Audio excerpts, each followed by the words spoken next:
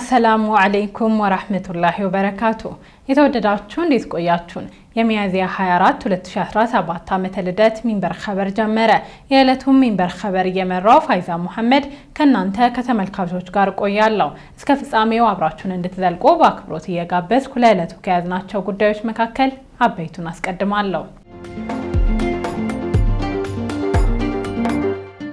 የፓኪስታን የግል የሐጅ ወኪሎች የሁጃጅ ክፍያ ገንዘብ ወደ ተሳሳተ አካውንት ተላልፏል መባሉን መሰረተ ቢስ ነው ሲሉ አንድ የሳውዲ አረቢያ ባለስልጣን አጣጣሉት። የግል ከፍተኛ ትምህርት ተቋማት ለመውጫ ፈተና የሚቀመጡ ብቁ እጩ ተፈታኞችን መረጃ እንዲያቀርቡ የትምህርትና ስልጠና ባለስልጣን ጥሪ ያቀረበ። ዩናይትድ ኪንግደም በሰኔ ለፍልስጤም ሀገረ መንግስት እውቅና ለመስጠት እቅድ መያዟ ተነገረ። የሚሉት የሚንበር ኸበር አበይት ጉዳዮች ናቸው። አብራችሁን እንድትቆዩ በድጋሚ እየጋበዝን ሐጅን ወደ ተመለከተ ቀዳሚው ኸበር እናልፋለን። የፓኪስታን የግል የሐጅ ወኪሎች የሁጃጅ ክፍያ ገንዘብ ወደ ተሳሳተ አካውንት ተላልፏል መባሉን መሰረተ ቢስ ነው ሲሉ አንድ የሳውዲ አረቢያ ባለስልጣን አጣጣሉት። ተጨማሪ አለን። የፓኪስታን የግል የሐጅ ወኪሎች የሁጃጅ ክፍያ ገንዘብ ወደ ተሳሳተ አካውንት ተላልፏል መባሉን መሰረተ ቢስ ነው ሲሉ አንድ የሳውዲ አረቢያ ባለስልጣን አጣጣሉት። የፓኪስታን የግል የሐጅ ወኪሎች የሁጃጅ ክፍያ ገንዘብ ወደ ተሳሳተ አካውንት ተላልፏል መባሉን መሰረተ ቢስ ነው ሲሉ ያጣጣሉት አንድ ስማቸው ያልተጠቀሰ በሳውዲ አረቢያ ሐጅና ዑምራ ሚኒስቴር ውስጥ የሚሰሩ ባለስልጣን ናቸው። ባለስልጣኑ የሀገሪቱ የሐጅ ኤሌክትሮኒክ ስርዓት በአስተማማኝ ብቃትና ግልጽነት የሚሰራ መሆኑን ገልጸዋል። ባለፈው ሳምንት የፓኪስታን መገናኛ ብዙሃን ይዘውት በወጡት ዘገባ ለዘንድሮ ዓመት ከሀገሪቱ በሐጅ ስነ ስርዓት ላይ ለመሳተፍ በግል የጉዞ ወኪሎች የተመዘገቡ ምዕመናን ክፍያ በስህተት በዓለም የነዳጅ ላኪዎች ማህበር ወይም ኦፔክ አካውንት እንዲተላለፍ ተደርጓል። ይኸው ጉዳይ በፓኪስታን ፓርላማ ቀርቦ ጥያቄ ማስነሳቱን ዘገባዎች አመልክተዋል። ተፈጥሯል በተባለው ስህተት ምክንያት 67000 ሁጃጅ በክንውኑ ላይ መሳተፋቸው ጥርጣሬ ውስጥ ወድቋል ተብሏል። አረብ ኒውስ እንደዘገበው የተፈጠረው ስህተት ከገንዘብ ማስተላለፍ ጋር የሚገናኝ ሳይሆን ስምምነቶችን ቀድሞ በተቀመጠው የጊዜ ሰሌዳ ባለመፈጸም የተከሰተ መሆኑን የሳውዲ አረቢያ ሐጅና ዑምራ ሚኒስቴር ባለስልጣኑ ተናግረዋል። በሳውዲ አረቢያና በፓኪስታን መካከል የስምምነት ውል የተፈረመው ቀድሞ እንደነበር ያስታወሱት ባለስልጣኑ መንግስታዊው የፓኪስታን የሃይማኖት ጉዳዮች ሚኒስቴር በውሉ መሰረት ሁሉንም ስምምነት ያለምንም ችግር በተሳካ ሁኔታ ሲያጠናቅቅ፣ በርካታ የግል ኩባንያዎች ግን በተቀመጠው ጊዜ ሳይፈጽሙ ቀርተዋል። የፓኪስታን የግል የሐጅ ወኪሎች ወደ ሳውዲ አረቢያ ይፋዊ የሐጅ ክፍያ አካውንት መግባት ነበረበት ያሉት የገንዘብ መጠን 60 ሚሊዮን የሳውዲ ሪያል ነው። ጉዳዩ በፓርላማ ቀርቦ ውይይት በተደረገበት ወቅት የተናገሩት የፓኪስታን ብሔራዊ ጉባኤ የሃይማኖት ጉዳዮች ሰብሳቢ መሊክ አሚር የተፈጸመውን ስህተት በፓኪስታን የሐጅ ታሪክ ውስጥ እጅግ አስከፊው ቅሌት ነው ብለውት ነበር። የተቃዋሚ ፓርቲዎች ጠቅላይ ሚኒስትር ሻህባዝ ሸሪፍን ያካተተ ኮሚቴ ተዋቅሮ ጉዳዩ እንዲጣራ ምክረ ሀሳብ አቅርበዋል። የግል ወኪሎች ማህበር ተወካይ ጉዳዩ በፓርላማ በተሰማበት ወቅት የፓኪስታን የሃይማኖት ጉዳዮች ሚኒስቴር ለመንግስት ወኪሎች ያደላ አሰራር በመዘርጋት የግል ወኪሎች ላይ በደል ፈጽሟል የሚል ውንጀላ አቅርበዋል። በዘንድሮ ዓመት በሐጅ ለሚሳተፉ የፓኪስታን ዜጎች የተሰጠው ኮታ 179210 ነው። በሀገሪቱ በጥር ወር ከሳውዲ አረቢያ ሐጅና ዑምራ ሚኒስቴር ጋር ስምምነት ከተፈራረመች በኋላ 90,000 ምዕመናን በመንግስት አማካኝነት ለመጓዝ ሲደለደሉ ቀሪው ለግል ወኪሎች የተሰጠ ነበር። በተፈጠረው የአሰራር ክፍተት በግል ወኪሎች ሊጓዙ የሚችሉት 23,000 ምዕመናን ብቻ እንደሚሆኑ ተገልጿል። በፓኪስታን ይህ ችግር ቢፈጠርም ለዘንድሮ ዓመት ሐጅ ስነ ስርዓት በመንግስት ማዕቀፍ የተመዘገቡ ምዕመናን የመጀመሪያ ጉዟቸውን በዚህ ሳምንት ማድረግ ችለዋል። ከሀገር ውስጥ ወዳገኘነው ኸበር እንለፍ። አራተኛው ሀገር አቀፍ የክህሎት ውድድር የፊታችን ሰኞ መካሄድ እንደሚጀምር የስራና ክህሎት ሚኒስቴር አስታወቀ። አራተኛው ሀገር አቀፍ የክህሎት ውድድር ብሩህ አእምሮዎች በክህሎት የበቁ ዜጎች በሚል መሪ ሀሳብ የፊታችን ሰኞ መካሄድ እንደሚጀምር የተናገሩት የስራና ክህሎት ሚኒስቴር ሚኒስትር ወይዘሮ ሙፈሪያት ካሚል ናቸው። ወይዘሮ ሙፈሪያት በጉዳዩ ዙሪያ በሰጡት ጋዜጣዊ መግለጫ ውድድሩን ለማካሄድ ባለፉት ወራት በመላ ሀገሪቱ ኮሚቴ ተቋቁሞ ሲሰራ ቆይቷል ያሉ ሲሆን ውድድሩ በመላ ሀገሪቱ የነበሩ የተመረጡ የቴክኖሎጂ ስራዎች የሚቀርቡበት እንደሆነም ጠቁመዋል። ውድድሩ ክህሎትን መሰረት ያደረገ ሲሆን ዘርፉ በምርምር የተደገፈ እንዲሆን ለማድረግ ከወጣቶች በተጨማሪ ባለሙያዎች የሚሳተፉበት መሆኑንም ገልጸዋል። በተያዘው ዓመት በተሰራ የክህሎት ልማት ስራ እንደ ሀገር በርካታ ስኬቶች መመዝገባቸውን ገልጸው ይህ ውድድርም የክህሎት ልማት ስራውን የሚያጠናክር እንደሆነ ተናግረዋል።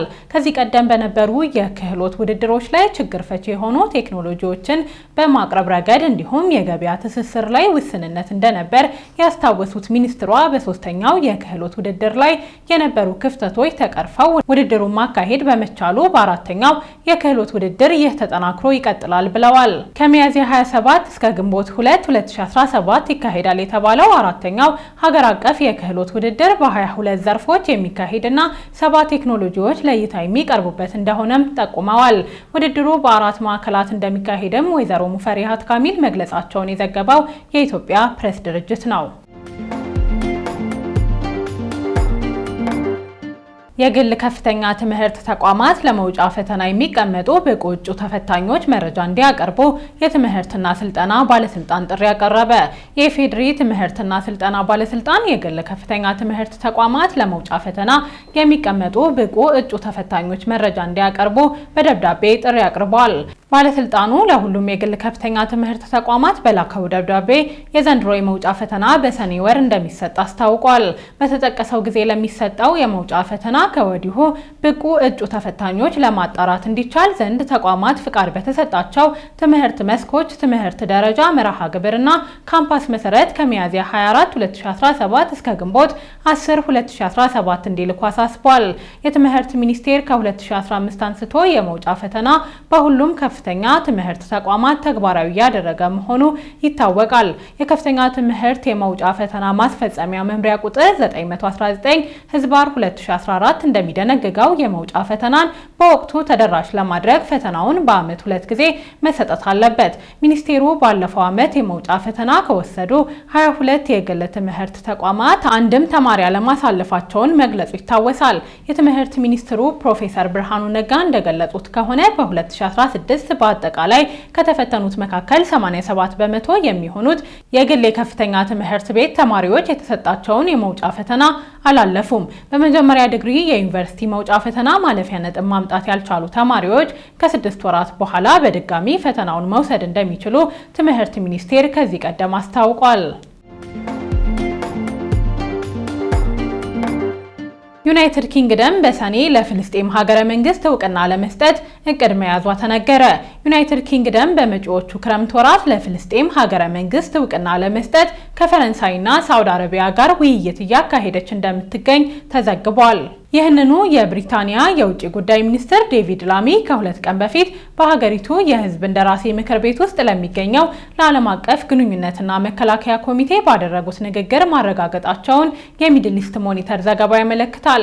ለንደን ከፓሪስና ሪያድ ጋር እየመከረች የምትገኘው በሰኔ ወር በኒውዮርክ ከሚካሄደው የተባበሩት መንግስታት ድርጅት ጉባኤ አስቀድሞ ነው። ቀደም ብለው በወጡ ዘገባዎች በኒውዮርክ የሚዘጋጀው ጉባኤ በፈረንሳይና ሳውዲ አረቢያ የሚዘጋጅ ነው። ይህ ጉባኤ የፍልስጤምና እስራኤልን ግጭት የማስቆም ዓላማ ያዘለ መሆኑ ተገልጿል። ይህ የዩናይትድ ኪንግደም እቅድ የተሰማው የፈረንሳዩ ፕሬዝዳንት ኢማኑኤል ማክሮን በቀጣይ ወራት ለፍልስጤም ሀገረ መንግስት እውቅና ሊሰጡ እንደሚችሉ ከተናገሩ ከ3 ሳምንት በኋላ ነው።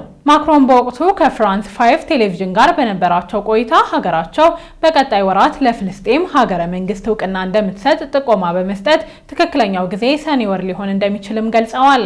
ከቴሌቪዥን ጣቢያው ጋር በነበራቸው ቆይታ ወደ እውቅና መሄድ ይኖርብናል፣ በሚቀጥሉት ወራት ይህን ተግባራዊ እናደርጋለን ብለው ነበር።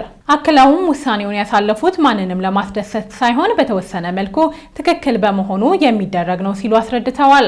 ፕሬዝዳንቱ በዚህ አስተያየት ከ1 ዓመት በፊት የፍልስጤምን ሀገረ መንግስት እውቅና ስለመስጠት ሲናገሩ የሰጡትን ፍንጭ ያጸኑበት እንደነበር ተዘግቧል። አሁን እውቅና ትሰጣለች የተባለችውን የዩናይትድ ኪንግደምን በተመለከተ የተናገሩት የብሪታንያ የውጭ ጉዳይ ሚኒስትር ዴቪድ ላሚ በአሁኑ ወቅት 148 ሀገራት የፍልስጤምን መንግስትነት እውቅና መስጠታቸውን አስታውሰዋል። ዩናይትድ ኪንግደም ይህን እርምጃ ለመውሰድ የፈለገችው እንዲሁ እውቅና ለመስጠት ያክል አለመሆኑን የገለጹት ላሚ መሬት ላይ ተጽዕኖ በመፍጠር ዓላማ መሆኑንም አስረድተዋል። ከዚሁ ጋር አያይዘው የአንዳንድ የአውሮፓ ሀገራት ለፍልስጤም ሀገረ መንግስት እውቅና መስጠታቸው ምንም አይነት ተጽዕኖ እንዳላሳደረ ተናግረዋል። ፈረንሳይና ዩናይትድ ኪንግደም የፍልስጤምን ሀገረ መንግስትነት ካጸደቁ በሁለት የጸጥታው ምክር ቤት ቋሚ አባላት ዘንድ የተሰጠ የመጀመሪያው እውቅና ይሆናል። በአሁኑ ወቅት ከተባበሩት መንግስታት ድርጅት ከ193 አባል ሀገሮች መካከል 147 ለፍልስጤም ሀገረ መንግስት እውቅና ሰጥተዋል። ከነዚህ ውስጥ 10ሩ የአውሮፓ ሀገሮች ናቸው። በመጨረሻው እውቅናን የሰጡት ስፔን፣ አየርላንድ እና ኖርዌይ ናቸው። ዩክሬን፣ አልባኒያ፣ ሰርቢያ፣ ሞንቴኔግሮ እና ቤላሩስን ጨምሮ ሌሎች በርካታ ሀገሮች በዝርዝሩ ውስጥ ተካተዋል። በአሜሪካ የሚሸጡት አብዛኞቹ የአይፎን ምርቶች በቻይና እንደሚመረቱ አፕል ገለጸ። ግዙፉ የአሜሪካ የቴክኖሎጂ ኩባንያ አፕል የሀገሪቱን ፕሬዝዳንት ዶናልድ ትራምፕን የታሪፍ አቅጣጫ በመከተል አብዛኞቹ በአሜሪካ የሚሸጡ አይፎኖችና ሌሎች መሳሪያዎችን ከቻይና ውጪ ማምረት መጀመሩን አስታውቋል። የኩባንያው ዋና ስራ አስፈጻሚ ቲም ኩክ በመጪዎቹ ወራት ለአሜሪካ ገበያ የሚቀርቡት አብዛኞቹ አይፎኖች በህንድ እንደሚመረቱ በመግለጽ ቪየትናም ደግሞ እንደ አይፓድ እና አፕሎች ላሉት ምርቶች ዋና ማዕከል ትሆናለች ሲሉ ተናግረዋል። ትራምፕ ቁልፍ የኤሌክትሮኒክስ መሳሪያዎችን ከአዲሱ ታሪፍ ውጪ ለማድረግ ቢወስኑም ግዙፉ የቴክኖሎጂ ተቋም ወደ አሜሪካ ከሚያስገባቸው ምርቶቹ በዚህ ሩብ ዓመት ተጨማሪ ወደ $900 ሚሊዮን ወጪ ሊከፍል እንደሚችል ግምት መኖሩን ቢቢሲ ዘግቧል። የትራምፕ አስተዳደር አፕል ማምረቻውን ወደ አሜሪካ እንዲያዘዋውር እንደሚፈልግ ደጋግሞ መናገሩን ያስታወሰው ዘገባው በዓለም ዙሪያ ያሉ ኩባንያዎች በዋሽንግተን የንግድ ፖሊሲዎች ለተቀሰቀሰው ዓለም አቀፍ የንግድ ለውጥ ምላሽ ለመስጠት እየጣሩ እንደሚገኙም ጠቁሟል።